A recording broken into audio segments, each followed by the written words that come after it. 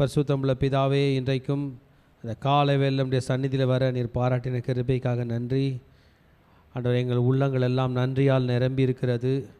நீர் இன்றைக்கு எங்களுக்கு கற்றுத்தரப்போகிற தயவுக்காக நன்றி. எங்களை நீர் பலப்படுத்த போகிற தயவுக்காக நன்றி. பரலோக தகப்பனே, உமக்கு முன்பதாக நாங்கள் வருகிறோம். உள்ளத்தின் ஆழத்தின் நன்றி சொல்லுகிறோம். இன்றைக்கு நீர் உடைய சத்துவத்தின் மூலமாக, நம்முடைய வசனத்தின் மூலமாக கொடுக்க போகிற ஞானத்துக்காக நன்றி, கொடுக்க போகிற சமாதானத்துக்காக நன்றி, எங்களுக்கு கற்றுத்தரப்போகிற நம்முடைய வார்த்தைகளுக்காக நன்றி. ஒவ்வொரு வசனத்திலும் ஒவ்வொரு வார்த்தையிலும் நீர் எங்களோடு கூட இருந்து எங்களை நடத்துவீராக, எங்களுக்கு கற்றுத்தருவீராக. உங்களுடைய வார்த்தைகளை நாங்கள் கேட்கக்கூடிய கிருபை தாங்க. Lord, guide as continuously that we could read your word thoroughly according to thy wisdom, according to thy knowledge, according to thy understanding. உம்முடைய ஞானம் என்னவோ, உம்முடைய அறிவு, உம்முடைய புரிந்து கொள்ளுதல் எங்களுக்கு எதை வைத்திருக்கிறீரோ அதை நாங்கள் கற்றுக்கொள்ளக்கூடிய கிருபை தாங்க. டீச்சர்ஸ், எங்களுக்கு கற்றுத்தாரும். இயேசுவின் நாமத்தில் ஜெபிக்கிறோம் நல்ல பிதாவே. அல்லேலூயா.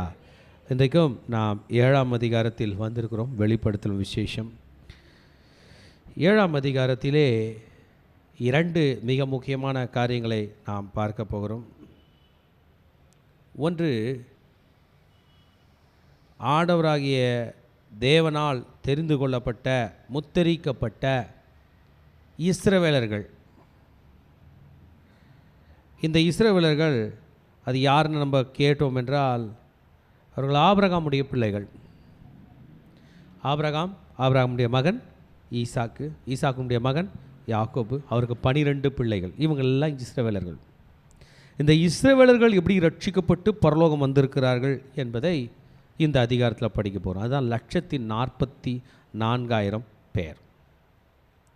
பிறகு யோவான் அப்போஸ்தலன் எண்ணிக்கை கடங்கான திரளான ஜனங்களை பற்றி பேசுவார். அண்ட் அ கிரேட் மல்டிடியூட் என்று சொல்லியிருப்பார். பெரிய மக்கள் கூட்டம், எண்ணிக்கைக்கு முடியாத 1000 10,000 மக்கள்.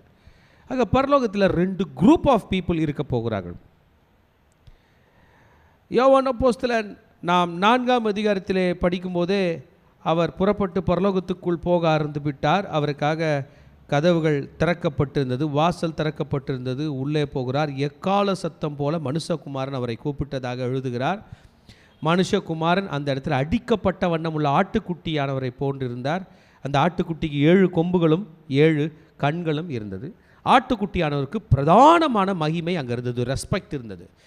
4 ஜீவன்களும் 24 மூப்பர்களும் சிங்காசனத்துக்கு முன்பதாக மாத்திரம் வணங்கவில்லை. யாருக்கு முன்பதாக வணங்கினாங்களே? ஆட்டுக்குட்டியானவருக்கு முன்பதாக வணங்க. அது மாத்திரமல்ல, 1000 10,000 ஜனங்களும் அவரை வணங்கினார்கள்.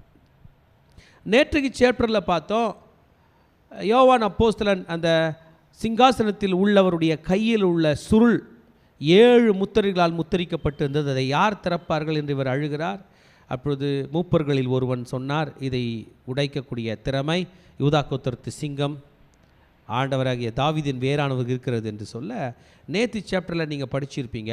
ஒரு முத்திரையாக உடைச்சிருப்பாங்க. முதல் 4 முத்திரை உடைக்கும் போது 4 குதிரைகள் புறப்பட்டு போகும்.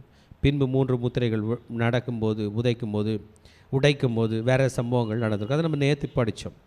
அன்றைக்கு நம்ம 7th சாப்டருக்கு படித்தோம். நம்ம 7th சாப்டருக்கு வந்திருக்கும் போது 2 விதமான பீப்புள் குரூப் பற்றி பேச போகிறார். அவர்கள் ரட்சிக்கப்பட்டவர்கள், பரலோகத்துக்கு வந்திருக்கிறவர்கள், பரலோகத்திலே பிறந்தவர்கள். நாம் ஒரு பெரிய ஸ்லாக்கியம் உள்ளவர்கள். பூமியில் பிறந்திருக்கிறோம். பிறக்கலைன்னா இந்த பூமி ஒன்றுமே தெரியாது. பரலோகத்திலே பிறந்திருக்கிறார்கள். நேராக பரலோகத்துக்கு ரீச் பண்ணல, பரலோகத்தில் பிறந்திருக்கிறார்கள். ஆக ரட்சிக்கப்பட்டிருக்கிறார்கள். ரட்சிக்கப்படாத யாரும் பரலோகம் போக முடியாது. ரட்சிப்பு என்பது மறுபிறப்பு என்று யோவான் 3ஆம் அதிகாரத்தில் நிக்கோதேமை பார்த்து சொல்லியிருப்பார். ஒருவன் மறுபடியும் பிறவாவிட்டால் தேவனுடைய ராஜ்யத்தில் காண மாட்டான். ஒருவன் ஜலத்தினாலும் ஆவினாலும் பிறவாவிட்டால் தேவனுடைய ராஜ்யத்தில் பிரவேசிக்க மாட்டான் என்று சொன்னார். இன்றைக்கு 2 குரூப் ஆஃப் பீப்புள். ஒரு டீம் 144,000 பேர் அப்படின்னு சொல்லி 12,000 கோத்திர மக்களை போட்டிருப்பார். ரூபன், சிமியோன், லேவின்னு 12,000 போட்டிருப்பார். அதன் பிறகு நம்மை போன்று உலகெங்கும் பிரதான கட்டளை இயேசு 28ஆம் அதிகாரத்தில், மத்திய 28ஆம் அதிகாரத்தில் கடைசி வசனத்தை சொல்லியிருப்பார், நீங்கள் புறப்பட்டு போய் சகல ஜாதிகள். முதல் முறை இயேசு வாயில் அந்த வார்த்தை வந்திருக்கும். யூதர்கள் மாத்திரமல்ல, அனைவரும் என் பிள்ளைகள் என்று சொல்லியிருப்பார். ஹல்லேலூயா. 1,44,000 பேரில் நம்ம போவோமான்னு தெரில. ஏன்னா பேரே சொல்லியிருக்கு, ரூபனில் 12,000, சிமியோனில் 12,000. நம்ம தாத்தாங்கெல்லாம் ரூபன்லேயும் பிறக்கலை, சிமியோன்லேயும் பிறக்கலை. அந்த 1000 10,000 குருத்தோலை வச்சுருந்தாங்களே, அந்த டீம் தான் நாம். ஹல்லேலூயா. ஆமென். எஸ். இன்றைக்கு இதை 2 பகுதிகளாக பிரிக்கப் போகிறேன். முதல் வசனத்திலிருந்து 8ஆம் வசனம் வரைக்கும் 1,44,000 என்பதாகவும், 9ஆம் வசனத்திலிருந்து 17ஆம் வசனம் வரைக்கும் பிரதான கூட்டம், பெரிய கூட்டம், எண்ணிக்கை கடங்காத கூட்டம் என்பதாகவும் நான் பேசப் போகிறேன். ஆமென். இன்றைக்கு யோவான் அப்போஸ்தலன் 4 திசைகளை பற்றி பேசியிருக்க போகிறார். ஆமென். மொத்தம் எத்தனை திசை இருக்குது? 4. சூரியன் உதிக்கிற திசை கிழக்கு, சூரியன் அஸ்தமிக்கிற திசை மேற்கு. சூரியன் உதிக்கிற திசை பக்கம் உங்கள் முகத்தை வச்சுக்கிட்டிங்கன்னா, எப்போ எந்த ஊரில் போனாலும் சூரியன் உதிக்கிற பக்கம் உங்கள் முகத்தை வச்சுக்கிட்டிங்கன்னா, உடைய இடது கை பக்கம் வடக்கு வரும். ஆமென். மறக்கக்கூடாது. சூரியன் உதிக்கிற பக்கம் உங்கள் முகத்தை வச்சுட்டிங்கன்னா இடது கை பக்கம்னா வரும் வடக்கு. ஸோ கிழக்கு, மேற்கு, வடக்கு, தெற்கு, 4 திசையில் 4 தூதரை ஆண்டவர் அனுப்புகிறார். 4 ஏஞ்சல்ஸ். இந்த 4 தூதர்களுக்கு காற்றை பிடித்து கொள்ளக்கூடிய பவர் இருக்கான். என்னதுங்க? கயிறை பிடிச்சிருக்கோம், ஒயரை பிடிச்சிருக்கோம், இல்லை பை பிடிச்சிருக்கோம். காற்றை பிடிச்சது இல்லை. காற்றுனாலே நீங்கள் அலர்ட் ஆனோம். நம்ம காற்றுல வாழுற மக்கள். மீன் எதில் வாழும்? தண்ணியில் வாழும். தண்ணியிலேருந்து வெளியே எடுத்தால் மீன் காலி, காற்றுலேருந்து நம்மளை எடுத்தால் நம்ம காலி. காற்று நம்மளை விட்டு போனாலும் நம்ம காலி, காற்று சுவாசிக்க முடியலான்னு நம்ம காலி, நம்ம காற்றை விட்டு வெளியே போனாலும் காலி. 20,000 அடி மேலே ஏரோப்ளைன் பறக்குது. அங்கே ஏதாவது ஒரு பிரச்சனை வந்தால் மனிதன் முதலாவதாக இறக்க போகிறதுக்கு காரணம் என்ன தெரியுமா? காற்று இல்லாததுனால. பல விஷயங்கள் அதனுடைய ஹை ஆல்டிடியூட் அது இருக்குது. பட் ஃபர்ஸ்ட் ஆஃப் ஆல் நம்ம மெதுவாக அந்த இடத்துக்கு போனால் கூட நம்ம அந்த இடத்துல வாழ முடியாது. ஏன்னா என்ன இல்லைங்க? காற்று இல்லை. முதல்ல ஆக்சிஜன் இல்லை. அந்த காற்று நமக்கு ஒவ்வொரு காற்று இல்லை. இந்த 4 தூதர்கள் காற்றை பிடிக்கப் போகிறார்கள். காற்றோட்டமான இடத்தில் தான் மனிதன் வாழ்வான், உயிரினங்கள் வாழும். 4 திசையில் உள்ள 4 காற்று. அப்போ இது நமக்கு புரிதலை கொடுக்கிறது. கிழக்கு பக்கம் வந்து காற்று மேற்கு நோக்கி போகும், மேற்கு பக்கம் வந்து காற்று கிழக்கு பக்கம் இருந்து காற்று மேற்கு நோக்கி போகும், மேற்கு பக்கம் இருந்து காற்று எங்கே போகும்? கிழக்கு நோக்கி பார்க்கும். வடக்கு பக்கம் இருந்து தெற்குக்கு போகும், தெற்குலேருந்து காற்று மூமெண்ட்டில் இருந்துக்கிட்டே இருக்கும். அப்புறம் சுழலும். இது நடுவில் வாழறோம். இவைகள் நிறுத்தப்பட போகின்றன. ஹல்லேலூயா. ஆமென். நிறுத்தப்பட போ 4 திசையிலும், all the 4 sides, 4 angels. Amen. 4 points of the compass என்று சொல்வார்கள். So this process is going to affect the whole earth. முழு பூமியினுடைய திசைகளிலும் முழு பூமியினுடைய காற்று மண்டலமும் நிறுத்தப்பட போகிறது. ஹல்லேலூயா. சாரோ ஹவாओ அப்படின்னு போட்டிருக்கு. கொத்தாமே ஹுவே தே, அதை பிடித்து கொண்டிருக்கிறார்களாம், பிடிச்சிட்டு இருக்கிறாங்க. they are holding. காற்றை பிடிக்க முடியுமா? நம்ம கையில் எந்த டெக்னாலஜியும் காற்றை பிடிக்கிறது இல்லை. நீங்கள் அந்த விண்ட் மில் பார்த்தீங்கன்னா, பெரிய பெரிய ஃபேன் சுத்தம் பார்த்துருக்கீங்களா?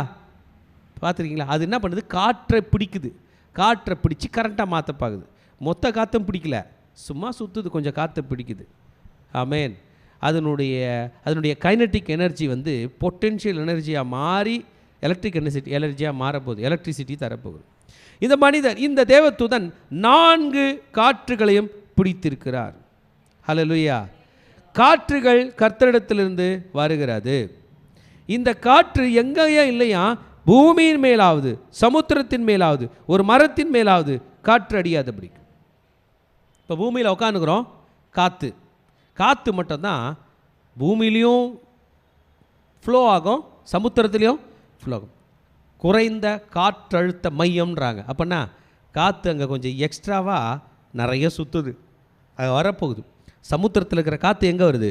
பூமிக்கு வருது. இப்படி வந்து இந்த சைடு போயிடுது, ஆந்திரா வழியாக போகுது, கேரளா வழியாக போகுது, தமிழ்நாடு வழியாக போய் இந்த கடலில் வந்து பூமி மேலே வந்து திரும்பி எங்கே போயிடுது? கடலுக்கே போகிறது.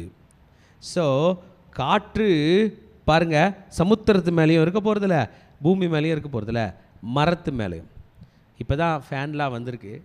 ஃபேன் இல்லாத காலத்திலும் நான் பார்த்துருக்குறேன். எங்கள் தாத்தா பாட்டிலாம் ஈவினிங்கில் எந்த பக்கம் படுத்தா, எந்த வாசலில் படுத்தா காற்று வரும்னு அவங்களுக்கு தெரியும்.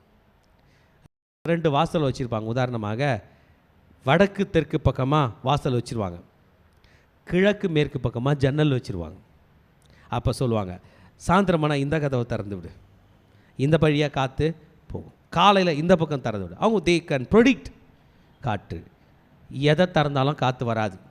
இந்த சாப்டர் பிரகாரம் சமுத்திரத்துலேருந்தும் வராது, பூமியிலையும் வராது. ஒரு மரம் அசையாது, ஒரு இலை அசையாது.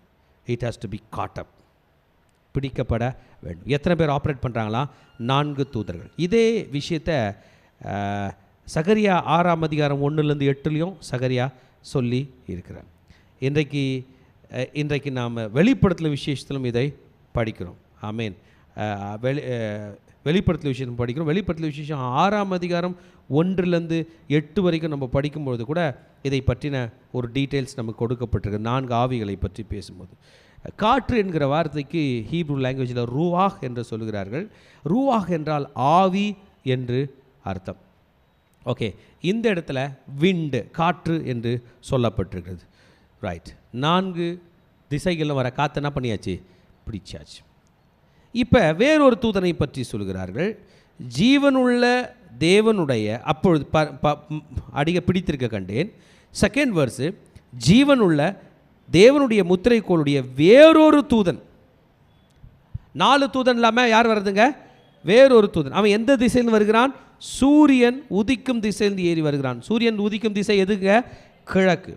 அவன் பூமியையும் சமுத்திரத்தையும் சேதப்படுத்துகிறதற்கு அதிகாரம் பெற்ற அந்த 4 தூதர்களை நோக்கி. இப்போ புரிஞ்சுக்கணும், இந்த 4 தூதர்கள் காற்றை பிடிக்கிறதே எதற்காக? பூமியை சேதப்படுத்துவதற்காக.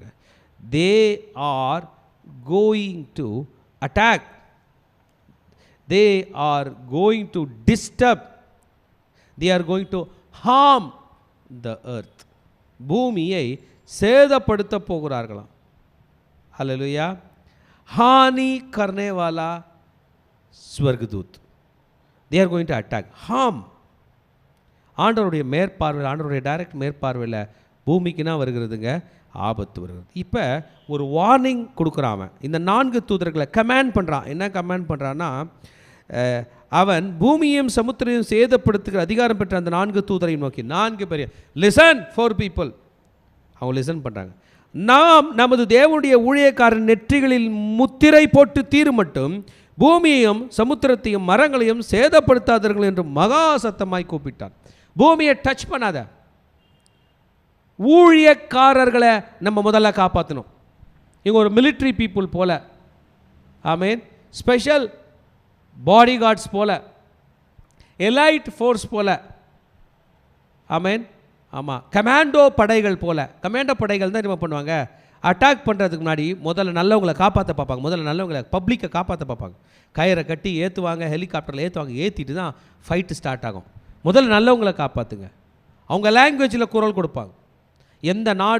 எந்த நாட்டு மக்கள் தீவிரவாதிகள் கையில் மாட்டின்னுக்கிறாங்களோ அவங்க நாட்டு கமாண்டோ வந்து அவங்க மொழியில் சொல்லும்.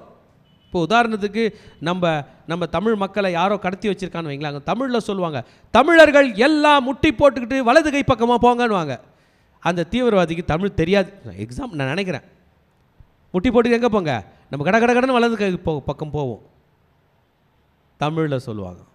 நமக்கு தப்பிக்க தெரியும். ஏன்னா என்ன தெரியும்? மொழி தெரியும். அதுக்கு பிறகு தான் ஃபைட்டு ஸ்டார்ட் ஆகும். அதுபோல் நான் முத்திரை போடணும், வெயிட் பண்ணும். அல்லேலூயா. கர்த்தர் தம் மக்களை கைவிடுகிறதில்லை, காப்பாற்றி விட்டு தான் எதையும் செய்கிறார். ஆமென். அல்லேலூயா. புரிஞ்சுங்க, பூமி ஆண்டவரோடது. பூமியிலேருந்து படைக்கப்பட்ட நம்ம ஆண்டவருடையவங்க. இந்த சாத்தான்ற கேரக்டருக்கும் ஆண்டவருக்கும் சம்பந்தமே இல்லை. அவன் ஆன்டியாக ஒர்க் பண்ண போகிறான். அவனை அட்டாக் பண்ணுறதுக்கு தான் இவ்வளோ திட்டமும். அல்லேலூயா. அவருடைய ஊழியக்காரர்கள், தேவனுடைய ஊழியக்காரர்கள், நெற்றியில் முத்திரை போட்டு தீருமளவும். நான் நெற்றியில் முத்திரை போடணும், காற்றை நிறுத்தாத. நான் முத்திரை போடுறதுக்குள்ளே அவங்க இறந்துட்டாங்கன்னா எப்படி? They should live. இதை குறிக்கிறது என்றால் அவர்கள் வாழ்ந்து கொண்டிருக்கட்டும். காற்று நிறுத்தினால் வாழ்க்கை போயிடும். let them live என்று சொல்லுகிறான். do not harm the earth. इस भूमि को कुछ हानि न करना, செய்யாத. it is a protective, It is a protective activity. It is a protective seal. ஆமென். சொன்னா அதுக்கு அவங்க என்ன பண்ணாங்க? கீழ்ப்படிந்தாங்க. ஆமென். முத்திரை போடப்பட்டவர்களின் தொகை தான் இந்த 144,000 பேர். ஹல்லேலூயா. 144,000 பேர் யாருங்க? சீல் போட்டாங்க. கட கட கடன் சீல் போடுறாங்க. ஃபர்ஸ்ட் யாருக்கு போடுறாங்க பாருங்க, 5ஆம் வசனம். யூதா கோத்திரத்தில். ஜீசஸ் இந்த பூமியில் இருக்கும்போது சொன்னார், நானே வழியும் சத்தியமும் ஜீவனமாக இருக்கிறேன், என்னை அல்லாமல் ஒருவன் பிதாவின் இடத்தில் வரான். அப்படின்னா யூதா கோத்திரத்திலிருந்து ஒரு 12,000 பேர் ரட்சிக்கப்பட்டு இருக்கிறாங்க. ஆபிரகாமுடைய உடன்படிக்கையில் பரலோகம் வர முடியாது. யாரோட உடன்படிக்கையில் தான் வர முடியும்? புது உடன்படிக்கையில். ஜீசஸ் மாற்றினார் பார்த்தீங்களா? என் மாம்சத்தை புசித்து என் ரத்தத்தை பானம் பண்ணுகிறவனுக்கு நித்திய ஜீவன் உண்டு. மத்திய 26:26 அப்பத்தை இட்டு பிடித்து சீஷர்களுக்கு கொடுத்து நீங்கள் வாங்கி புசிங்கள், உங்களுக்காக பிடிக்கப்படுகிற என்னுடைய சரீரமாக இருக்குது. பின்பு பாத்திரத்தை எடுத்து நீங்கள் வாங்கி பானம் பண்ணுங்கள், இது உங்களுக்காக சிந்தப்படுகிற புது, சொல்லுங்க, புது உடன்படிக்கை கூடிய என்னுடைய ரத்தமாய் இருக்கிறது. புது உடன்படிக்கைனா இந்த உடன்படிக்கை தான் பரலோகம் போவோம். ஹல்லேலூயா. ரூபன் யூதால எத்தனை பேருங்க? 12,000. ரூபன்ல சொல்லுங்க 12,000. ரூபன் பேர் வந்துருச்சா? காத்துல 12,000. 6ஆம் வசனம். ஆசேர்ல சொல்லுங்க 12,000 பேர் முத்திரை போட்டாங்க. நப்தலில 12,000 பேர். மனாசேல 12,000 பேர். சிமியோன்ல 12,000 பேர். அப்புறம் லேவி கோத்திரத்தில் 12,000 பேர். இசகர் கோத்திரத்தில் 12,000 பேர். செபுலோன்ல 12,000 பேர். யோசேப்ல 12,000 பேர். பெஞ்சமின் கோத்திரத்தில் 12,000 பேர். 12 கோத்திரங்களிலும் பெயர்கள் சீல் போட்டாச்சு. ஆமென். இப்போ நீங்கள் யாக்கோபோட பிள்ளைகளோட பேரெல்லாம் சொல்லணும். அதில் ஏதாவது லிஸ்ட்டு விடப்பட்டிருக்கான்னு பார்க்கணும். தான் யார் பேர் இல்லை பார்த்தீங்களா? ஆக்சுவலாக ஆண்டவர் ஒரு பிளான் வச்சுருந்தார். லேவியை வெளியே எடுத்துட்டார் முதல்ல ஊழியத்துக்கு. அப்போ எத்தனை பேர் ஆகிட்டாங்க? 11 ஆகிட்டாங்க. யோசேப்பையும் வெளியே எடுத்துட்டார். இப்போ எத்தனை பேர் ஆனாங்க? 10 பேர் ஆகிட்டாங்க. யோசேப்போட 2 பிள்ளைங்களை உள்ளே போட்டார், 12 ஆகிட்டாங்க. சொல்லிட்டு லேவி இனிமேல் எனக்கு தான் அப்படின்ட்டார். லேவி பேர் உள்ளே இல்லைன்னா நம்ம கவலைப்பட்டிருக்க மாட்டோம். லேவி அவங்க ஆளுங்க நிற்போம். இங்கே தான் பேர் இல்லை. லேவி உள்ள ரட்சிக்கப்படுறா, யார் ரட்சிக்கப்படல? தான்.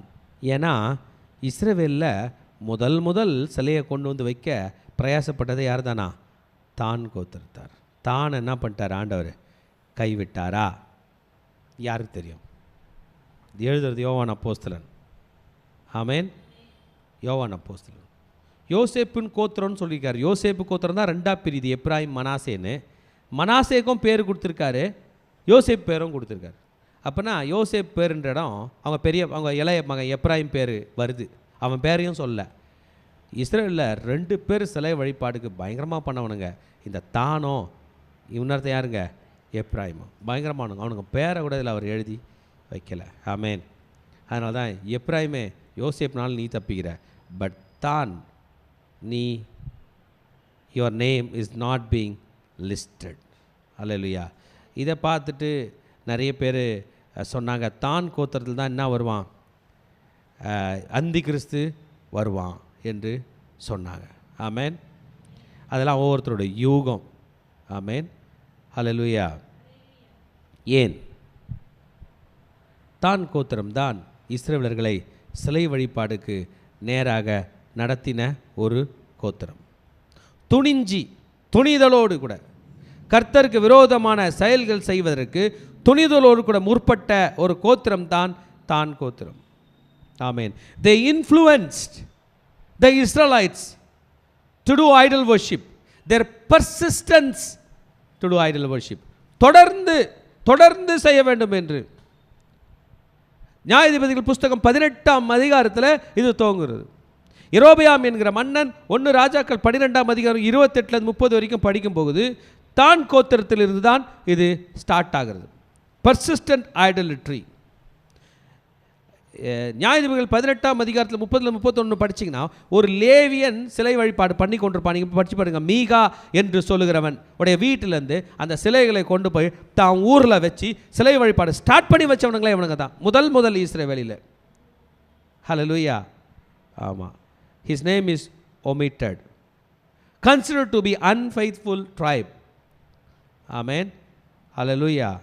ஆமாம். எப்ராயிம் பேரும் போட விரும்பலை கர்த்தர். அதுக்கு பதில் யார் பேர் போட்டிருக்காரு? அவங்க அப்பா பேரை போட்டார். ஆமென். ஆனால் ஒரு கிருபைங்க, ஒரே ஒரு கிருபை. இது வெளிப்படுத்தல விசேஷம் நம்ம படிச்சுருக்கோம். பைபிள் எப்போதும் ஆர்டராக தானே வருது. ஆதியாகமம் வெளிப்படுத்த வரைக்கும் ஆர்டராக தானே வருது. ஆனால் பல நேரத்தில் பின்னாடி நடக்க போகிறத முன்னாடியே சொல்லிகிட்டு இருப்பாங்க. ஃபார் எக்ஸாம்பிள், இயேசு சிலுவையில் பாடுபட்டதை எந்த நாள் அப்போஸ்தலன்னு எழுதலை. எப்படி அடிப்பட்டார், எப்படி அழுதார், எப்படி கத்துனார்லாம் ஏசாயா 53ஆம் அதிகாரத்தில் ஏற்கனவே எழுதி வச்சுருப்பார். ஏசாயா அவருக்கு 600 வருஷத்துக்கு முன்னாடி. சங்கீதக்காரன் 22 ஏற்கனவே எழுதி வச்சுருப்பார். அந்த மாதிரி எசேக்கியலின் புஸ்தகம் 48ஆம் அதிகாரம் நம்ம படித்தோம்னா அதில் தானே ஆண்டவர் இன்க்ளூட் பண்ணுறார். அல்லையா? எசேக்கியல் தீர்க்கதரிசியும் கடைசி காலத்தை பற்றி சொல்லியிருப்பார். தானியேல் தீர்க்கதரிசியும் கடைசி காலத்தை பற்றி சொல்லியிருப்பார். யோவானும் கடைசி காலத்தை பற்றி சொல்லியிருப்பார். இதற்கு பேர் காட்ஸ் கிரேஸ் என்று பெயர். ஆமென், ஹல்லேலூயா. நாங்கள் கிருபை. ஏன் இந்த தானோட பேர் ஒமிட் பண்ணதை எல்லாரும் சீரியஸாக எடுக்கிறோம் அப்படின்னா, நீங்கள் ஆதியாகமத்தின் புஸ்தகம் 49ஆம் அதிகாரத்தில் பார்த்தீங்கன்னா அவங்க அப்பா இந்த பிள்ளைங்கள்லாம் கூப்பிட்டு அவங்கள ஆசீர்வதிப்பார். ஆதியாகமம் 49 எடுத்துங்க. அதனால தான் இது நம்ம ரொம்ப யோசிக்க வேண்டிய ஒரு விஷயமாய் இருக்கிறது. 49ஆம் அதிகாரத்தில் எல்லா பசங்களுக்கும் பேசுகிறத பேசிகிட்டு இருப்பாப்புல யாக்கோபு தன்னுடைய உயிர் விட போகிற நேரத்தில். அதில் 17ஆம் வசனம் வரும்போது இந்த தானை பற்றி பேசுவார். தான் குதிரையின் மேல் ஏறி இருக்கிறவன், மல்லாந்து விழும்படியாய் அதன் குதிங்காலை கடிக்கிறதற்கு வழியிலே கிடக்கிற சர்ப்பத்தை போலவும் பாதையில் இருக்கிற விரியனை போலவும் இருப்பான். கர்த்தாவே உம்முடைய ரட்சிப்புக்கு காத்திருக்கிறேன். 2 வசனம் தான் அவனை பற்றி. ஆமென். குதிரை பற்றி விட்டுருங்க. எத்தனை முறை சர்ப்பம் பேர் வருது பாருங்க. வழியில் கடிக்கிறதற்கு வழியிலே கிடக்கிற சர்ப்பத்தை போலவும் பாதையில் இருக்கிற விரியனை போலவும் இருப்பான். 2 டைம் சர்ப்பத்தோட பேர். Serpent is not at all a good sign according to Bible. ஆமென். கொல்லிவாய் சர்ப்பம். ஏன்? ஆதியாகமம் 3ஆம் அதிகாரத்திலே வருகிறது, சர்ப்பம் தந்திரம் உள்ளது. ஆனாலும் 18th verseல ரட்சிப்பு வருகிறது. முதல் முறை ரட்சிப்பு என்கிற வார்த்தை வேதத்தில் சொல்லப்பட்டதும் அவனுக்கு தான். பாவிகளை ரட்சிக்க கிறிஸ்து பூலோகத்துக்கு வந்திருக்கிறார். கர்த்தாவே நம்முடைய ரட்சிப்புக்காக காத்திருக்கிறேன்.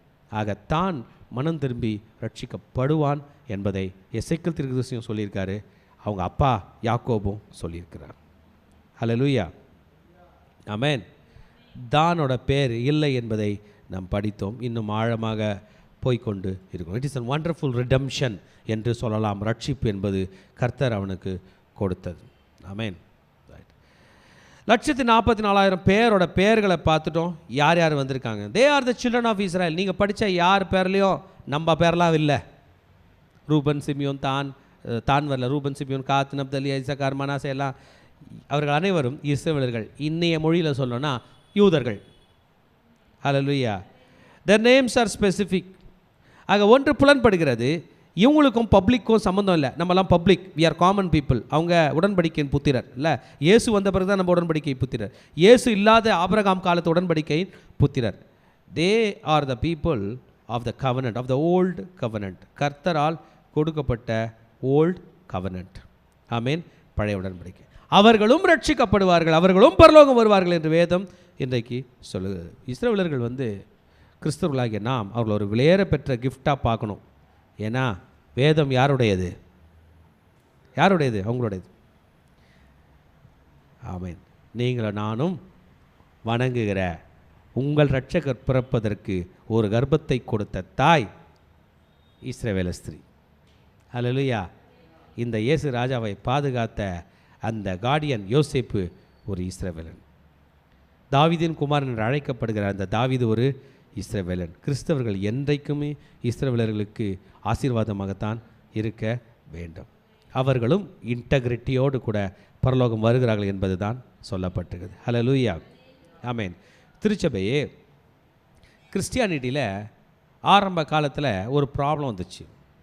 என்றைக்கு யூதர்கள் இயேசுவை கொலை செய்தார்களோ, இஸ்ரவேல் என்ற எல்லா இடத்தையுமே கிறிஸ்தவங்க எடுத்துக்க பார்த்துக்கிட்டாங்க. அவங்க என்ன சொல்லுவாங்கன்னா, இஸ்ரவேல்னு பேர் வந்தால் ஆவிக்குரிய இஸ்ரவேல், ஆவிக்குரிய இஸ்ரவேல்னு சொல்லிடுவோம். அப்படி எடுக்கக்கூடாது, அப்படி யோசிக்கவும் கூடாது. இஸ்ரவேல்னா அது இஸ்ரவேலுக்கு தான், இஸ்ரவேல்னா அது ஆவிக்குரிய இஸ்ரவேலுக்கும் தான். எந்துன்னு எடுத்துக்க முடியாது. அவர்களுக்குத்தான் பொருந்துகிறது, நமக்கும் பொருந்துகிறது. இயேசுவின் மூலமாக நமக்கு பொருந்துகிறது, அவர்களுக்கு கட்டாயமாக பொருந்துகிறது. யாக்கோபுக்கு விரோதமான மந்திரவாதம் இல்லை, இஸ்ரேலுக்கு விரோதமான குறி சொல்லுதல் இல்லை. எத்தனை பேருக்கு இந்த வசனம் பிடிக்கும்? எத்தனை பேர் இந்த வசனத்தை நம்புறீங்க?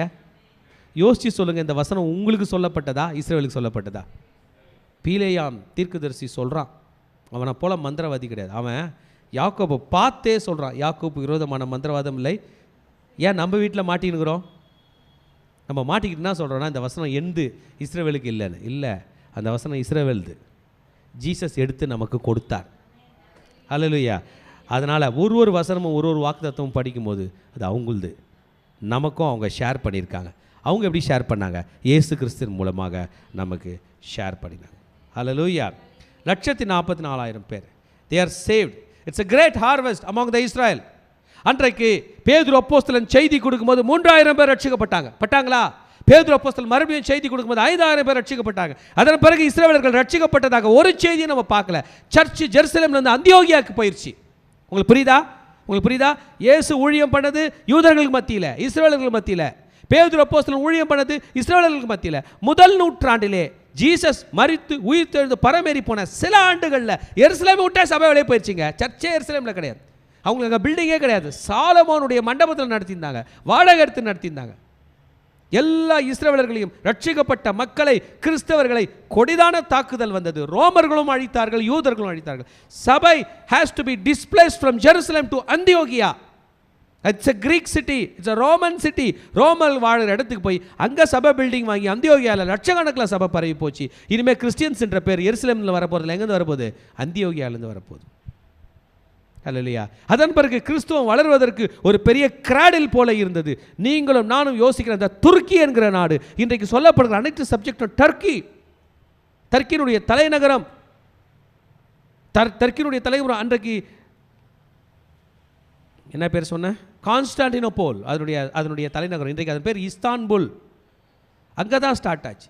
பிறகு இஸ்லாமியர்கள் வளர்ந்து வந்த பிறகு 6th செஞ்சுரிக்கு அப்புறம் அப்படியே கண்டினியூ ஆக துருக்கியிலிருந்தும் கிறிஸ்தவம் சிதறடிக்கப்பட்டு ஐரோப்பாவுக்கு போயிடுச்சு. இன்றைக்கி கிறிஸ்தவம் எந்த நாட்டோட மதமாக மாறிடுச்சு?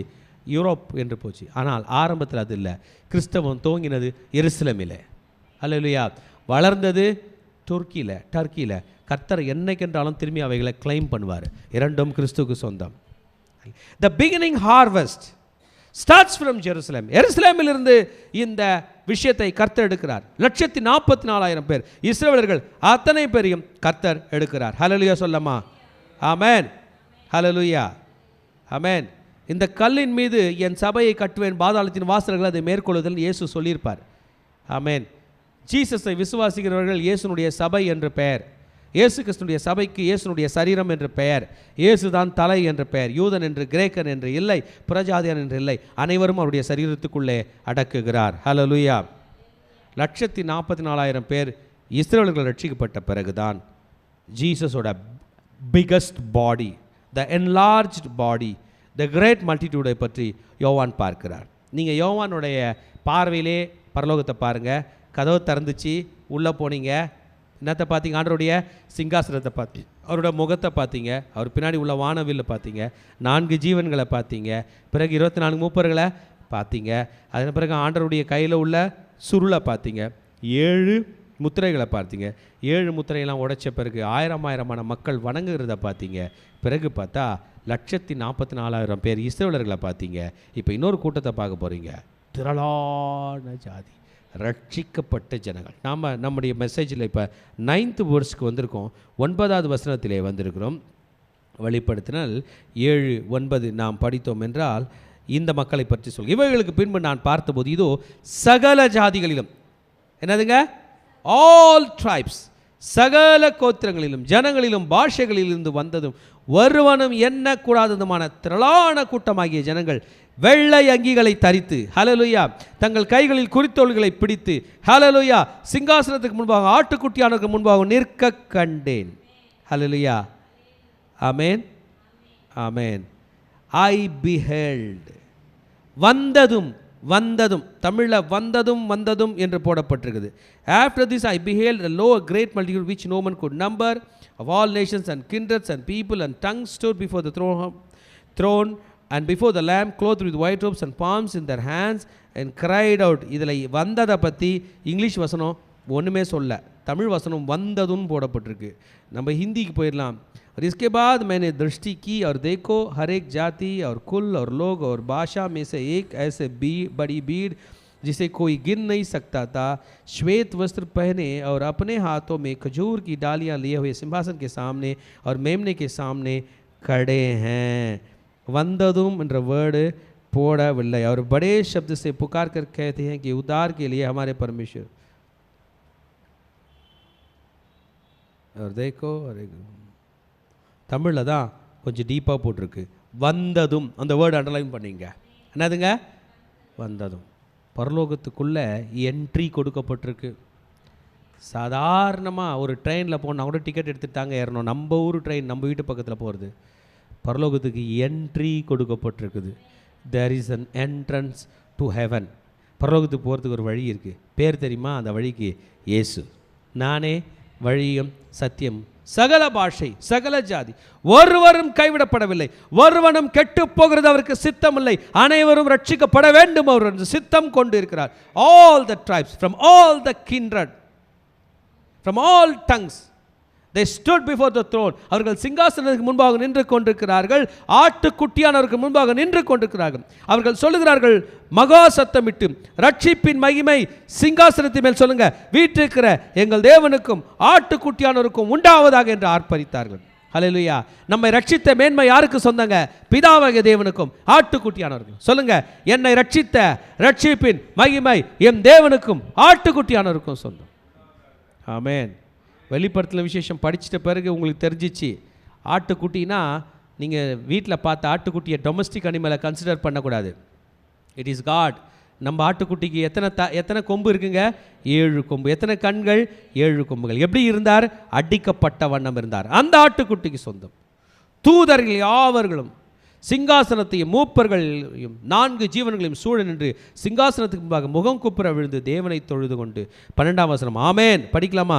எங்கள் தேவனுக்கு துதியும் மகிமையும் கனமும் சோத்திரமும் வல்லமையும் பலனும் சதா காலங்களும் உண்டாவதாக. ஆமேன் என்றார்கள். They are giving reverence to God. They are worshiping God. Worship, worship, worship, worship. ஆமேன். ஆராதனை, ஆராதனை. சொல்லுங்க, ஆராதனை, ஆராதனை. திரளான கூட்டம் அவரை ஆராதனை செய்ய வேண்டும் என்பது அவருக்கு சித்தமாயிருக்கிறது. ஹல்லேலூயா. The whole heaven is operating in worship. பரலோகமே ஆராதனையில் ஆப்ரேட் பண்ணப்படுகிறது. திருச்சபையே நீங்களும் நானும் ஆராதனை செய்ய வேண்டும். அவர் ஆராதனையில் பிரியப்படுகிற தேவன்.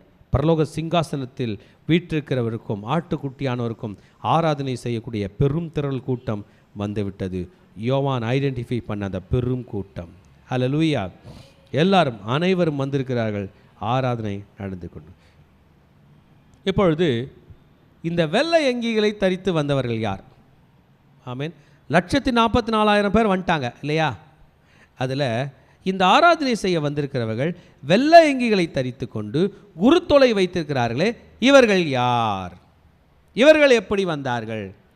நீங்கள் தான் சொல்லுங்கள் அப்படின்னு யோவானை கேட்கும்போது யோவான் சொல்கிறார், ஆண்டவரே அது உமக்கே தெரியும். அதுக்கு பதில் பாருங்கள். இவர்கள் 14th verse, மிகுந்த உபத்திரவத்திலிருந்து வந்தவர்கள். ஹல்லேலூயா. உபத்திரவத்தை பார்த்து கலங்காதே மகனே, உபத்திரவத்தை பார்த்து கலங்காதே. உபத்திரவம் என்பது நம்மை பரலோகத்துக்கு கொண்டு போகிற ஒரு பாதையாயிருக்கிறது. தங்கள் அங்கிகளை ஆட்டுக்குட்டியானுடைய ரத்தத்திலே தோய்த்து வெளுத்தவர்கள். புரிஞ்சுங்க, உபத்திரப்பட்டு இவங்க ரத்தத்தை சிந்தனதை பற்றி பேசவில்லை.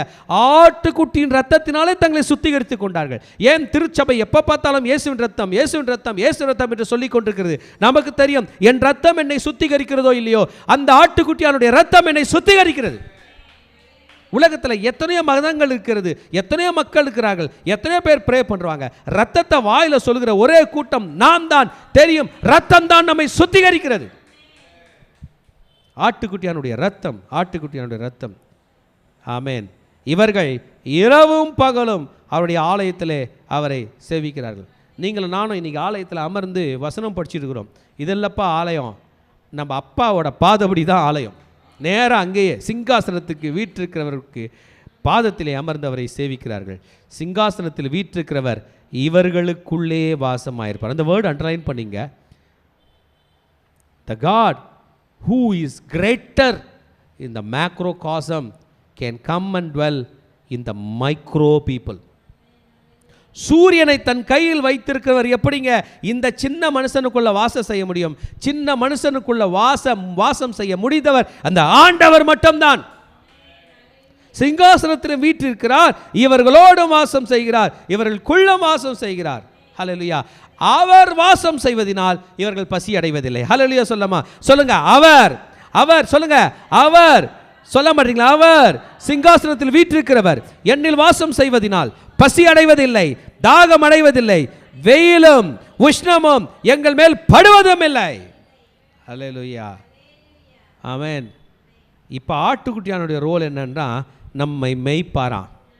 கர்த்தரன் மேய்ப்பராக இருக்கிறார், நான் தாழ்ச்சியடியன். கர்த்தரன் மேய்ப்பராக இருக்கிறார், நான் தாழ்ச்சியடியன். இவர்களை ஜீவ தண்ணீர் உள்ள ஊற்றண்டைக்கு நடத்துவார். தேவன் தாமே அவருடைய கண்ணீர் யாவையும் துடைப்பார். ஹல்லேலூயா, ஹல்லேலூயா.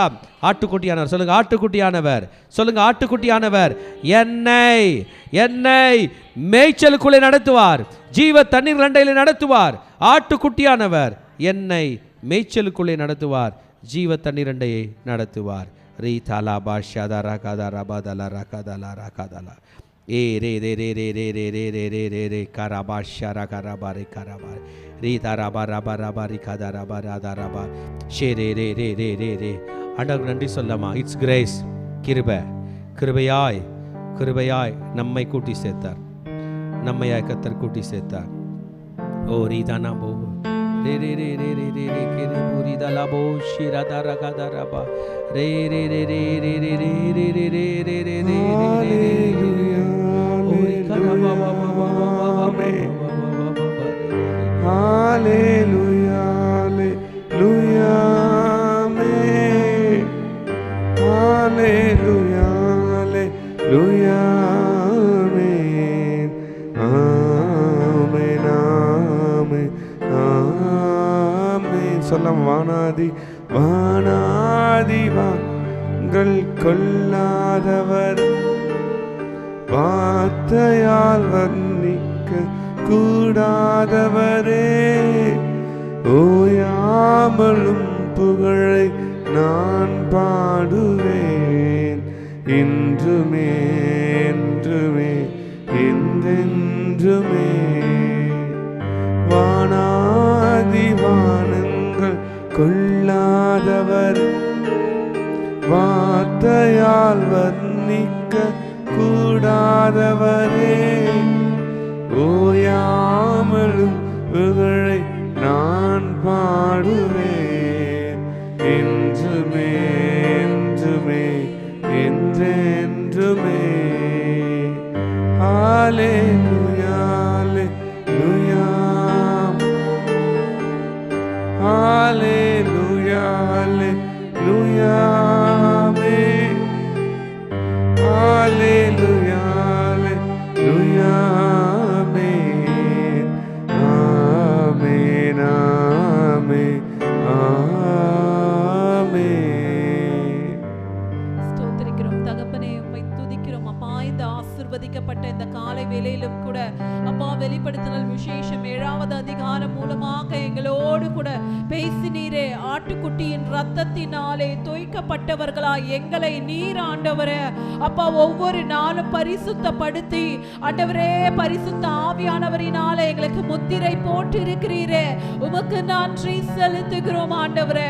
இப்பொழுதும் கூட பரிசுத்த ஆவியானவர் எங்க மத்தியில நீர் பலமாய் அசைவாட போவதற்காக உமக்கு நன்றி. இயேசுவின் ரத்தம் ஜெயம், இயேசுவின் நாமத்தினால் பிதாவே, ஆமென். ஹல்லேலூயா. வெளிப்படுத்தினல் விசேஷம் 7வது அதிகாரம் வசனங்கள் 2 மற்றும் 3. ஜீவனுள்ள தேவனுடைய முத்திரை கோலையுடைய வேறொரு தூதன்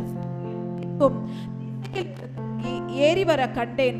அவன் பூமியையும் சமுத்திரத்தையும் சேதப்படுத்துகிறதற்கு அதிகாரம் பெற்ற அந்த 4 தூதர்களையும் நோக்கி, நாம் நமது தேவனுடைய ஊழியக்காரரின் நெற்றிகளில் முத்திரை போட்டு தீரும் அளவும் பூமியையும் சமுத்திரத்தையும் மரங்களையும் சேதப்படுத்தாதிருங்கள் என்று மகா சத்தமிட்டு கூப்பிட்டான். இந்த இடத்துல நம்ம பார்க்கிறோம், இங்கு அந்த தூதனானவன் பூமியை சேதப்படுத்த வரும்போது வேறொரு தூதனானவர் சொல்லுகிறார், தேவனுடைய ஊழியக்காரரின் நெற்றியில் முத்திரை போட்டு தீரும் அளவும் ஒன்றும் சேதப்படுத்தாதே என்று.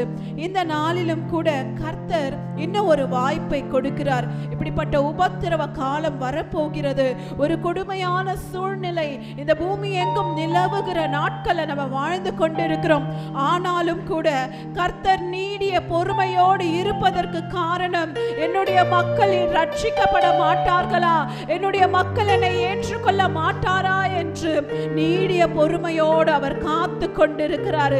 இன்றைக்கு அவருடைய பிள்ளைகளாகிய நாம், ஆட்டுக்குட்டியின் இரத்தத்தினால தோய்க்கப்பட்ட நாம், அந்த முத்திரையை நாம் பெற்றிருக்கிறோம், ஊழியக்காரர்களாய் நாம் பெற்றிருக்கிறோம். ஆனாலும் கூட எத்தனையோ மக்கள், நாம் நேசிக்கிற எத்தனையோ சகோதர சகோதரிகள் அந்த பரிசுத்த ஆவியானவரின் அச்சாரத்தை வாங்காம இன்னும் வந்து ஆண்டவராகிய இயேசு கிறிஸ்துவை பற்றி அறியாமல் உணராமல் இருக்கிறார்களே. இன்றைக்கு பரிசுத்த ஆவியானவர் என்னோடு இடைப்பட்டு கொண்டிருக்கிறார். நாம் அப்படிப்பட்ட ஜனங்களுக்காக நம்ம பாரப்பட்டு ஜெபிக்க வேண்டும்.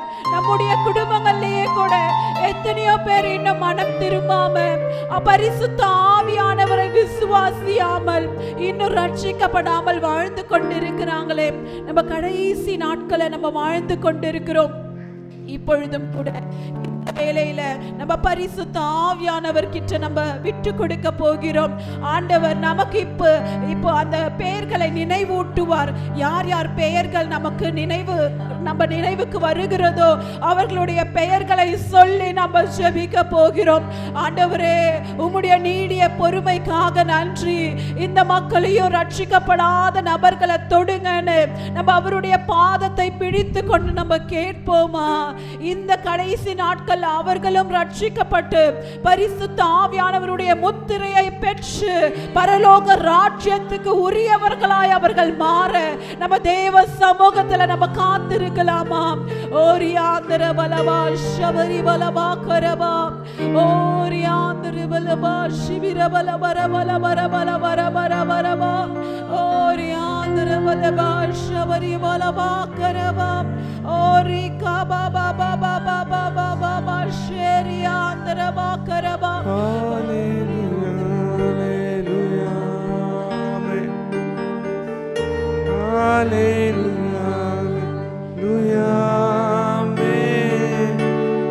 ஹalleluya ஹalleluya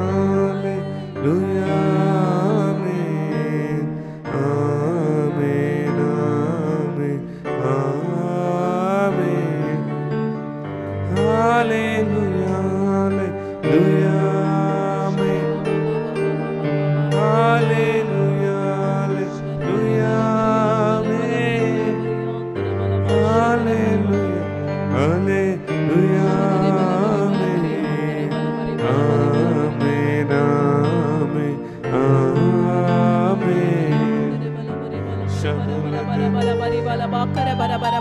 முடிந்தவர்கள் நம்ம முழங்கால் படியிட்டு இன்னும் ரட்சிக்கப்படாத நபர்களுக்காக நம்ம பாரப்பட்டு ஜெபிக்கலாமா?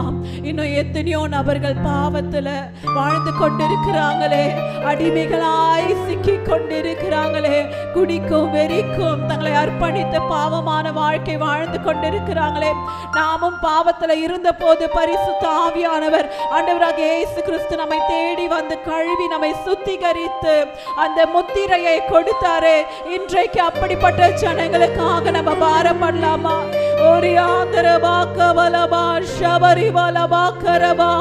தாவீதின் குமாரனே, மனமிரங்கும் ஆண்டவரே. இந்த வேளையில கூட பாவத்தில் இருக்கிற ஒவ்வொருவரையும் கண்ணோக்கி பாருங்கப்பா.